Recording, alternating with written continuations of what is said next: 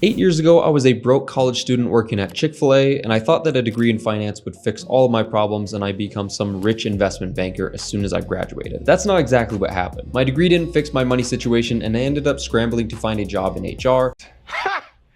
But since then, I've been able to fix some bad habits, grow my income, and amass a net worth of over $350,000, all while working a regular 9-to-5 job. So today I thought it'd be cool to share with you 8 habits that took me from a broke college student to a super jacked, good-looking 100,000-aire. Which doesn't sound as cool as millionaire. Number 1, stop wasting your money. Now, most of us spend money on stuff that we don't really need in the long run. And I mean, how many clothes do you have in your closet that have only been worn a handful of times? And how many pairs of shoes do you have sitting there collecting dust while you just repeatedly wear slippers over and over again? I'm willing to bet if you just look around your house or your apartment, you could find at least 5 things that you could throw away and that you would never even notice. So why do we buy them in the first place? Well, usually it's a mix of emotion, psychology, and social forces that end up shaping our spending habits. A lot of us have emotional triggers like stress, sadness, or boredom that usually push us to shop as a form of self-soothing or mood regulation. And studies show that negative emotions often come right before we do any type of compulsive buying, and shopping can temporarily relieve these feelings because we essentially get a quick hit of dopamine. There's a social factor to this as well. Things like peer pressure, social media, and advertising all encourage impulse buying by promoting trendy things that create FOMO, or the fear of missing out. This is true especially when it comes to friends or influencers, because they usually make purchases feel a lot more urgent or necessary, even when they're really not. So if you want to fix your financial situation, the first place to start is with yourself. I wouldn't let your emotions get the best of you. And don't believe the lie that self-esteem is rooted in all of the cool stuff that you buy. And also, don't be influenced by friends if you can't afford something. Just practice a little bit of patience, and I promise you'll be much happier with yourself. Number 2 is get out of debt. Now, when I say debt, I'm specifically referring to anything bad debt like credit cards, car loans, or personal loans. If you have a home with a mortgage on it, that's totally fine. That's not exactly what I'm talking about here. The reason I say credit cards and car loans are bad debt is because number 1, usually they're pretty unnecessary in the first place and they can be avoided. And number 2, the interest rates are often ridiculous. I mean, the median credit card interest rate today sits around 24%. Now, just to put that into perspective, if you were to make 24% in the stock market for 30 years and you started with $1,000, you'd end up with 1.3 million. That's what credit card companies are making on you. Now, obviously, most people are not in credit card debt for 30 straight years, but I wanted to use that illustration to make it clear to you how insane 24% interest really is. The average car loan isn't much better, with a price of $26,468 at an interest rate around 11.5%. You're gonna be paying $525 every month, making the dealership richer when you could have been investing that money to make yourself richer instead. And that's just for a used car. The new cars are even worse with a lower interest rate. And I'm gonna keep saying it until it gets stuck in all of our heads. Debt is negative investing. I think the only way for the average person like you and me to build wealth is through investing. So if you're doing the opposite of that by paying interest payments on your debt, I would make it your top priority to dig yourself out of that hole as fast as you can, so that you can finally start building on top of it. Number 3 is to save 10%. Now, why do I say 10%? Is there something magical about that number, or will it make you rich by saving 10 as opposed to 8?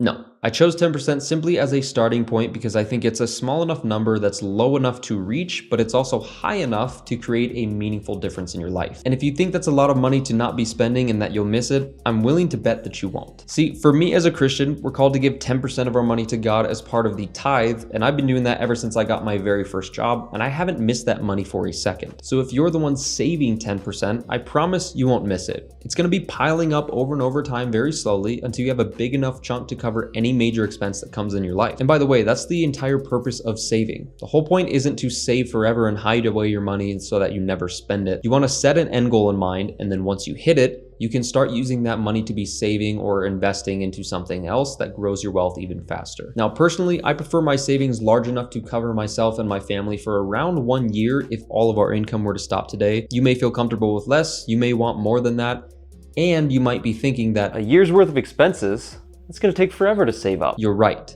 it did. It took us a little over 2 years to get there, but again, everybody's situation is gonna look different, so do your best to make this fit your lifestyle and your goals.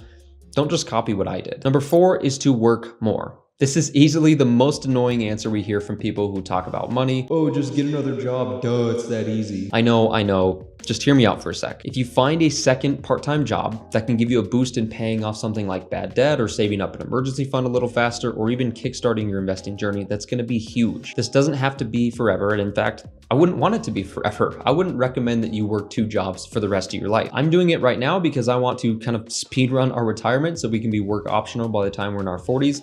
But that's just my personal goal. The more I invest now in my 20s, the faster it compounds as time goes on. And I get it. Working more isn't always an option for people, so I understand that. Not everybody really has the spare time, the energy, or the skills, or whatever else you have going on in your life. And it even might be as simple as you just don't want to work more than 40 hours per week because you'd rather go do other stuff. Fair enough. But if you're watching this video, I'm assuming that there's something that you want to change in your life. You're not satisfied with your bank account or how you felt about money for a very long time. So one answer, it's not the only answer, but one answer to fix that is to double down for a short period of time. Commit to working a second job for a full year and don't spend a dime of that money. It should only be used to push your life forward. Number 5 is to want less. So kind of in tandem with working more is wanting less. Now, earning more money is great, but if you spend every extra penny that you earn, you aren't really making any financial progress.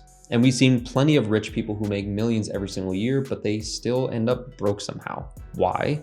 Because they're never satisfied with enough. This is what's known as contentment, and it's an idea that's been around for thousands of years. Making money and paying off debt, saving and investing, all of these things are great, but if you continue to move the goalpost and you're never choosing to be satisfied with what you have, you're never gonna stop striving. And for some people, that's what drives them. They keep hustling for the next big thing, you know? They're proud but never satisfied. And I can appreciate that mindset. It certainly helps drive ambitious people like myself. But there's also another side of me that wrestles with ambition and contentment. You know, the less stuff that I want, the happier that I am. I don't need anything to fulfill my life, and therefore I don't need to spend money on useless material things that will basically just break down and collect dust eventually. I think it's far more fulfilling to desire less things and then find meaning in your life elsewhere. And a perk of that mindset is that your bank account will continue to do this over time. Number 6 is to stop wasting time. Assuming that you live until you're 80 years old, you only have 4,000 weeks total to live. And according to this, I've lived 1,537 weeks and I only have 2,638 weeks left. Now, I like to zoom out and remind myself how fast life actually goes by because it helps me get perspective and appreciate every single day that I have on this earth. That's why I have this Memento Mori poster here in my office.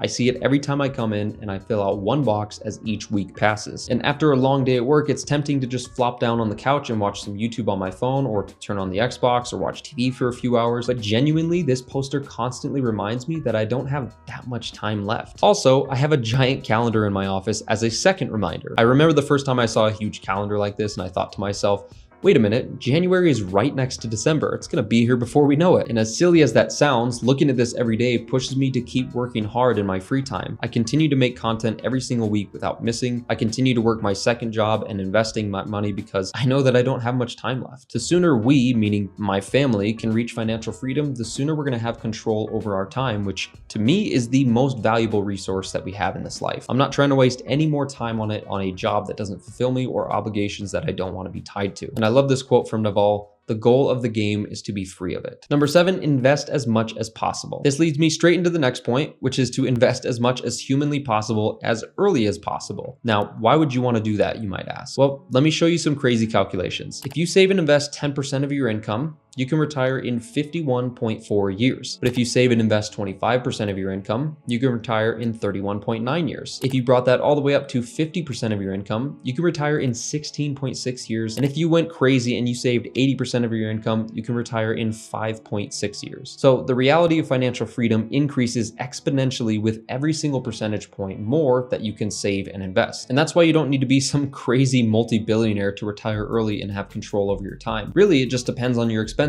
And you only need a few $1,000,000 to sustain your lifestyle forever, in theory. And I know some of you rolled your eyes when I said only a few $1,000,000. I get it. That's still a lot of money. I'm not acting like it's chump change. But here's what I mean when I say that. To me, it sometimes feels like only the ridiculously rich people like Jeff Bezos, Bill Gates, or Elon Musk, those people are the ones who can do whatever they want with their money because they have so much of it. But if you do the math, you don't need to come even close to their level, and I'll show you. We'll use something called the 4% rule, which was popularized in the 1990s, and the first time I heard about it was in the FIRE movement in the 2010s. The idea is that you should be able to safely pull out 4% from your investments in retirement without running out of money. And even though this idea has had its rough patches, I still think it's a great starting point to calculate how much you need for the rest of your life. For example, if you spend $50,000 per year on all your expenses, this is your house, your car, your groceries, you only need $1.25 million to maintain that lifestyle forever. And this is assuming your investments continue to grow at a conservative average of 5%, which is less than the long-term average of the S&P 500. So if you make 5% and you take out 4%, you have a buffer of 1% that continues growing, so your investments never really run out of money. But let's be even more conservative than that and say that you spend $70,000 per year and you want to take out 3% instead of 4%. Well, that's $2.3 million. And if you were to only invest in a single Roth IRA from age 18 to 62, you maxed it out every year, $7,000 or $583 per month, you'll hit $2.3 million. And that might sound like a lot, but that's if you're doing the bare minimum and you don't have a 401k option at your job, and you never add to your investments, and you never get a raise for 40 years, and you never own a house that goes up in value. And now that I mention it, I've never actually done a complete look at my investment contributions for myself and my wife. Let's do it now. First of all, our household income between both of our full-time jobs is $189,000. We have a 10-month emergency fund, so there's really no need to save anymore for that. We can just invest everything else. We both have 401ks through our jobs. We both have Roth IRAs that we contribute to. I have a taxable brokerage account. We also have an HSA. And we also have equity in our home. But to keep things simple for this calculation, I'm just going to use what's in our investment accounts total, which is $225,000 for a starting point. Now we spend about $6,500 a month, which is $78,000 per year. And this won't always be the case because technically we won't have a mortgage payment in retirement, but I'm just going to keep it in there to leave some huge buffer for spending. So overall, we invest about $32.50 per month across all of our accounts that I just mentioned, and that does include an employer match. So it looks like with all of those numbers, we'll reach millionaire status in about 10 years if we don't change a single thing from today, and we'll have about $6 million by the time we're in our 50s, which is not too bad. Number 8 is to spend money. One of the biggest problems people have when they've been savers for years and years is learning how to spend it, which honestly sounds kind of crazy, but there's tons of studies done on people in retirement who have been frugal their entire lives only to end up drastically underspending in retirement. Now, I don't know about you, but that's not what I'm building up my wealth for. Saving and investing for decades only to be scared to enjoy it when the time comes doesn't really sound like a fun life. So what's the solution? I think it's to spend it on things that actually bring you joy in your life. Things that improve your life and give you energy and purpose. For example, I spend money on anything that helps me learn something new. It can be a gym membership for jiu-jitsu, a new book on investing, or a course where somebody teaches me how to create even better content. Anything that helps me speed up the process of learning is worth investing in for me. It's really, to be honest, it brings me so much joy and gives me purpose and energy in my life. I cannot wait to wake up every single morning so I can get better at whatever it is I'm learning and working on. That stuff to me is worth spending money on. And as far as enjoyment, aside from learning, I'm a pretty simple guy. I love going out to eat. I don't care if it's Chick-fil-A or if it's some type of expensive steakhouse. For me, the ability to spend money on restaurants is some type of extreme luxury, especially when I get to do it with friends and family. There are very few things that I enjoy more than spending time with people I love and then also eating really good food. And having the choice to do that with money allows me to fully appreciate the entire experience without feeling scared that I'm gonna go broke or feel bad for adding guac at Chipotle because it's a few extra dollars. To me, those little upcharges aren't even a consideration because the benefit of saving those few dollars compared to how much more I'm gonna enjoy my meal, it doesn't even come close. So find something like that. Find something where every dollar you spend gives you 10 times the amount of joy and love for life. Don't waste it on things that don't bring that kind of value to your life. And don't get so saving and investing minded that you're scared to spend it once you finally have enough. It's way too easy for the goalpost to move. So set a number, chase it, and reward yourself along the way. And if you're wondering how I saved my first $100,000 a few years ago, check out this video next, and I will see you there. Peace.